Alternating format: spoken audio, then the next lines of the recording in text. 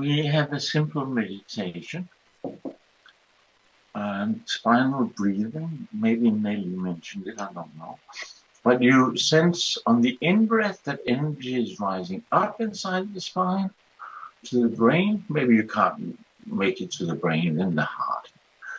But with practice and speed, you can get it up to the brain on the in-breath, and on the out-breath, you send it back down again. And if you want to have a mantra with that, it's Hong on the in-breath, like Hong Kong, and So on the out-breath. But if the mantra doesn't work for you, don't use it. Always do what works the best. Could you do this every day? Yes, thank you. And give this spinal breathing a chance and try it morning and evening for a week, and then we'll see. You can give me some feedback, and I would appreciate that for sure. And you've at least got the experience of what a technique as such might do. It's for awakening and raising the Kundalini up the spine and into the brain or the crown chakra. And once you get that awakening, it's a whole different ball game.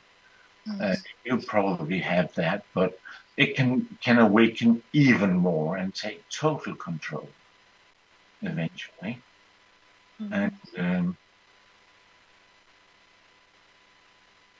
with the merging of Shiva and Shakti, Shakti being the Kundalini merging into Shiva, you're constantly blissful and radiant. So if you can continue having that relaxed, surrendering, letting go attitude, and just have a little bit of effort on the raising of the Shakti up the spine, that will be good. But don't give up that merging side, which you have a gift for. Just try to, in the back of your mind, have this sense of the Shakti rising up your spine. So don't get so focused on the technique that you forget the letting go and merging part. That's would be not so good. But if you can have both, it will be wonderful. Into the brain, don't take it out of the top of the head, as some mistaken people do. Keep it in the brain, and then send it down the spine again. Or, if it works better, send it out into the whole body on the out-breath. So up, and then and let go and merge with it. Up, merge with it. That feels really good. So do that. Okay. Morning and evening, 50 minutes. But again, as I said, it's all about hanging out with a fully enlightened Shakti master, because it's contagious. And you can even will it. And seeing the eye is auspicious. I can't go much deeper into that. It's very difficult. But eventually it'll just be a eye that is not attached to a form in any way. And you can merge into it. And what happens after that, I prefer to keep secret for the time being. But just get it awakened and rising, and as that progresses, you will know what I'm talking about. But talking about it specifically would just be a concept for you now, and that could stand in the way, because you form an idea of what it should be like, and it might not live up to that, and then you reject it in confusion. So just do the practices and enjoy going deeper and deeper, and I say many things that are not meant as teachings, but as hints of experiences and states that will arise along the journey. And there are many people here, and I want to give individual teachings as much as group teachings.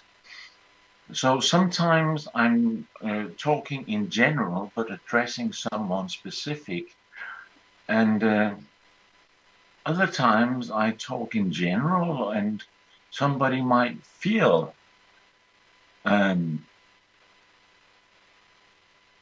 somehow that it's triggers something in them or whatever, and that's just the way it is. That's how it is being in my company. And that's all. Well, you don't surrender to shame. You detach yourself from it. So there is just this awareness of pain. Yeah, and you're not caught up in it. You're an observer of it taking place in your mind emotional construct, and realize more and more that it's not you.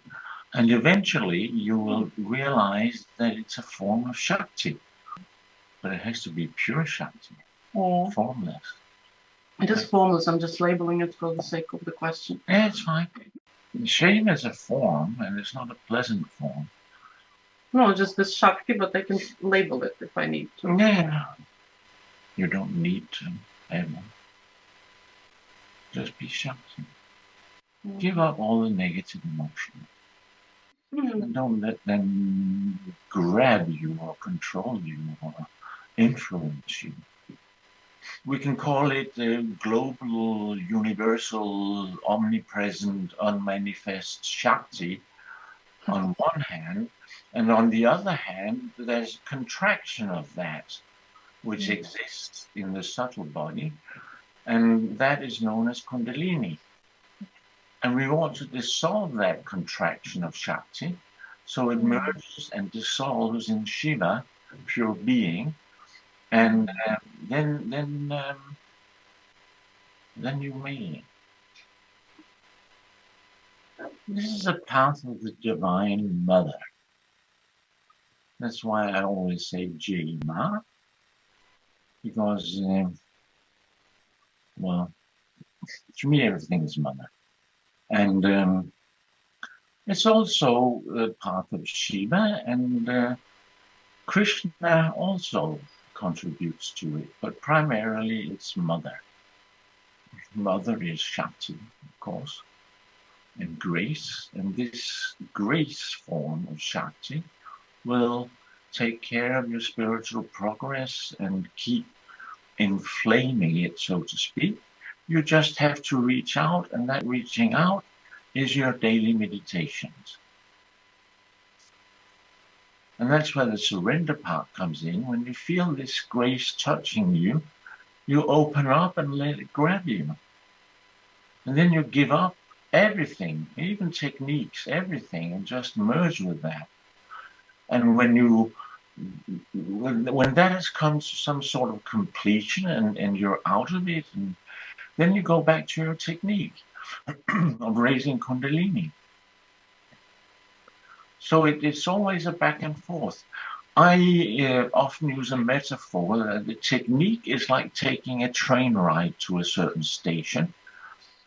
And like the train ride, if you don't get off at the station, you miss it. Similarly, you have to give up the technique and merge into the unmanifest. Because any technique, no matter what, is in the relative. And if you keep hammering on with technique, you're never going to make it. And that goes for any technique. Because it's within duality. You have to let go of it ultimately and be one with the goal, which is yourself, absolute self, capital S. You see? And you can say the technique empowers you, so to speak. It's not quite true, but you can say that. And it makes for a deeper, more complete, and more intense merging with pure love and bliss. One happy day when it does not go away again, you have merged Shiva and Shakti, and you're it. And it is irreversible. You can't lose it again. If you stay here with me, you're doomed.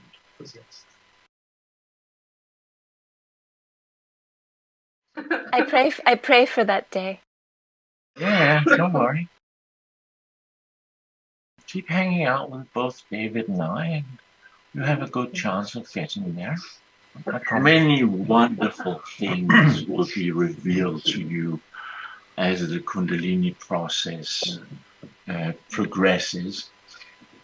There's no need to talk about that. They'll come when they come. Visions of saints, gods, Shiva is of course an indication that you have the ability to remain conscious on a subtle level, where they are capable of revealing themselves to you. And they come in flesh. Strange gurus you don't know, your guru from the past life, Krishna, Shiva, Kali, whatever, Christ, if that's your bias, yeah. I'm sorry, but I have a very difficult time taking anything seriously.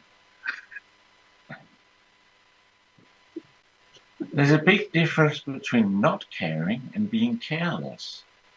Worth thinking about. And one thing, presently you are having it as an experience, but you should give up the experiencer and just be it. Okay? Oh, it's fantastic. Merge with that blue space. Sink into it. It takes you into bliss. Fine. I have no objection to keep on doing it. As for the blue, do you see like blue dots sometimes? Like outside of you, sort of? Well, that might come. It's often occurs on our path. And when you finally merge with Shiva, you'll find that Shiva exists as a blue being, completely blue, transparent, in an infinite vastness of cyan blue bliss. And I have a sense that that is